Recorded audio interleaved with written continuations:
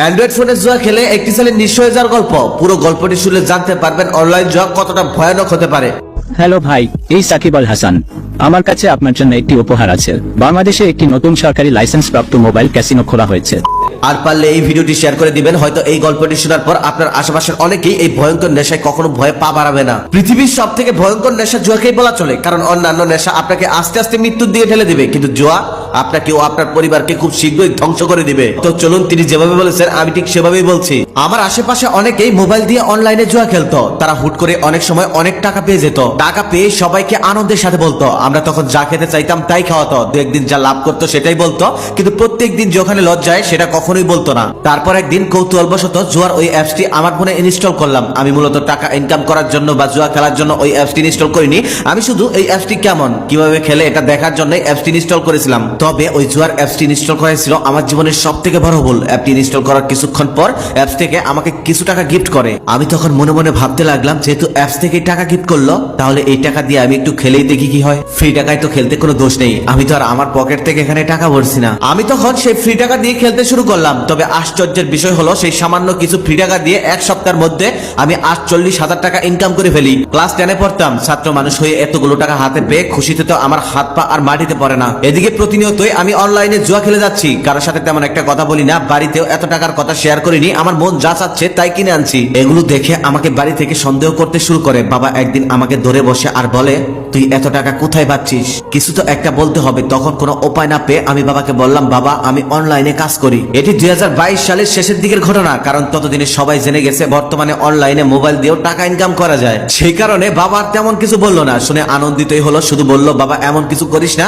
যাতে আমাদের মান সম্মান নষ্ট হয়। এতদিনে আমি অনলাইন জুয়ায় পুরোপুরি আসক্ত হয়ে গেছি। লাভ লস দুইটাই হচ্ছে। তবে এর মধ্যে আমি 1 লক্ষ টাকা জমিয়ে ফেলেছি। অল্প বয়সে আমার কাছে এতগুলো টাকা থাকার কারণে আমি ঠিক থাকতে পারিনি। আজেবাজে বন্ধুদের পাল্লায় পরে আমি নেশায় আসক্ত হই। যেদিন লজ্জিত সেদিন ডিপ্রেশনে পড়ে যেতাম, আরো বেশি বেশি নেশা করতাম। একটা সময় যে জুয়া আমায় অল্প সময়ের মধ্যেই অনেক টাকা দিয়েছিল, সেই জুয়ে আবার খুব অল্প সময়ে আমার সকল টাকাই কেড়ে নেয়। তবে মাঝখান থেকে এই জুয়া আমাকে দিয়ে যায় এক ভয়ঙ্কর নেশা, সাথে মাদকের নেশা। একদিন আমার হাতে কোনো টাকা না থাকায় মায়ের গহনা চুরি করে বিক্রি করে জুয়া খেলেছি। বিক্রি করার পর জানতে পারি এই গহনা নাকি মায়ের শখের গহনা ছিল। নানি মারা যাওয়ার সময় এই গহনাটা মাকে শেষ স্মৃতি হিসেবে দিয়ে গিয়েছিল। বুঝমান হওয়ার পর মাকে আমি এতটা কাঁদতে দেখিনি। সেদিন ওই গহনা হারানোর পর মা যতটা কেঁদেছিল। জুয়ার টাকা পরিশোধ করতে গিয়ে নিজের হাতের মোবাইলটাও দিয়ে দিতে হয়েছে কয়েকবার। আমার এমন কোনো বন্ধু নেই যাদের কাছ থেকে আমি টাকা ধার করিনি। সমাজের কাছে কলঙ্কিত হয়েছি, বাবা মাকে কষ্ট দিয়েছি, বাবা মায়ের এক অভিশপ্ত সন্তান হিসেবে বেঁচে আছি। এই জুয়ার নেশা যে কতটা ভয়ঙ্কর তা একমাত্র তারাই জানে যারা এই জুয়ায় আসক্ত।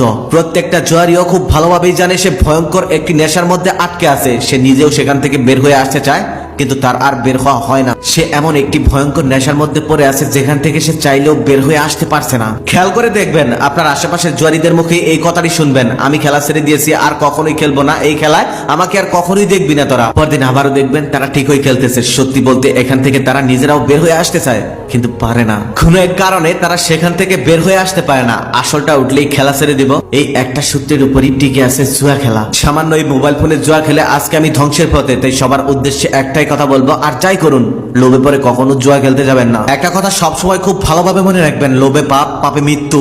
আমার আশেপাশে যাদেরকে জুয়া খেলায় টাকা পাওয়া দেখে আমি উৎসাহিত হয়েছিলাম, তাদের কেউ ভালো নেই। জুয়া খেলা তাদের সবাইকে ধ্বংস করে দিয়েছে। আপনাদের সবার উদ্দেশ্যে একটা কথাই বলবো, ভুল করেও কখনো জুয়া খেলার কোনো সাইট বা অ্যাপস ইনস্টলই করবেন না। আপনার পাশেও কেউ ফোনের মধ্যে জুয়া খেলছে সেটা আপনি দেখতেও যাবেন না, কেননা ওই জুয়ার সাইটগুলো এমন ভাবে সাজানো যেগুলো দেখলেও আপনার মনের মধ্যে উৎসাহ আসতে পারে। লোভে পড়ে কিংবা ভুল করেও যদি একবার আপনি এই খেলায় আকৃষ্ট হয়ে পড়েন, তাহলে কিন্তু আপনার জীবন ধ্বংস। সমাজ, পরিবার, বাবা মা, স্ত্রী, সন্তান, কারো কাছে আপনি মূল্য পাবেন না। তাই যারা এখনো ওই খেলায় আসক্ত, তাড়াতাড়ি ওখান থেকে বের হয়ে পড়ুন। আর নতুনরা ভুলেও পা বাড়াবেন না। মনে রাখবেন, ওই সকল অ্যাপসের নিয়ন্ত্রণ ওদের হাতেই। কখনোই আপনি ওদের অ্যাপস থেকে টাকা নিয়ে বের হয়ে আসতে পারবেন না। মাঝে মাঝে কিছু দিল মানে আপনাকে ইনভেস্ট করলো, মনে রাখবেন সুদে আসলে কিন্তু ওগুলো উঠিয়ে নিবে।